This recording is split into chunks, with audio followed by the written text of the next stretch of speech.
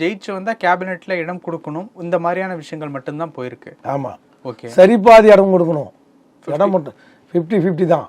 ஒருவேளை நிதித்துறை இந்த மாதிரியான இடங்கள்ல இவங்க வந்துட்டாங்க உட்காருவாங்க, டெப்டி சிஎம் 2 சிஎம் கேட்பாங்க. அதுக்கு தான் பணியை வைக்கிறதுக்கு தான் வந்தார். இவரோட சுயரூபத்தையும் விஸ்வரூபத்தையும் பார்த்துட்டு போயிட்டாரு. இனிமேல் அமித்ஷா வந்து திமுக மேலே நடவடிக்கை எடுப்பாரா, இல்லை எடப்பாடி மேலே சம்பந்தி மேலே அவர் மிதுன் அவர் மேலே நடவடிக்கை, அவங்க குடும்பத்து மேலே நடவடிக்கை எடுப்பாங்க. எடப்பாடி சம்பந்தினா எப்படி? இந்த பிஎஸ்ஆர் கான்ட்ராக்டர்லாம் இருக்காங்க, ராமலிங்கம் சம்பந்திங்க இருக்காங்க 2-3 பேர், அவங்க மேலாம் நடவடிக்கை பாயும். இவரோட சொத்து பினாமியாக யாரும் இருக்காங்களா, ஆத்தூர் சேலம் இளங்கோவன் இதெல்லாம் இப்போ டைட் பண்ணுவாங்க. நீலேருந்து ஸ்கெட்சு போட்டாங்க.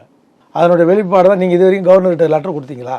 யார் இன்னைக்கு கவர்னரை மீட் பண்ண போகிறாங்க, புரியுதுங்களா இல்லையா? அவர் என்ன கேட்டார் எடப்பாடி அமித்ஷா, நடவடிக்கை எடுன்னா திமுக எதிர்த்து புரட்சித் தலைவர் கவர்னர்கிட்ட மனு கொடுத்தாரு, இந்த ஊழல் குற்றச்சாட்டுன்னு. அது மாதிரி நடவடிக்கை எடுக்கலாம். நீ மனுவே திமுக எடுத்து நீ எதுவுமே கொடுக்க மாட்டேன், ஆனால் நான் மட்டும் நடவடிக்கை எடுக்கணும்னு பிடிச்சி லெஃப்ட் அண்ட் ரைட் வாங்கிட்டார் நேற்று. அதனோட உடனே கவர்னர்கிட்ட சொல்லி அப்பாயின்மெண்ட் வாங்கி இன்றைக்கே போனேன்.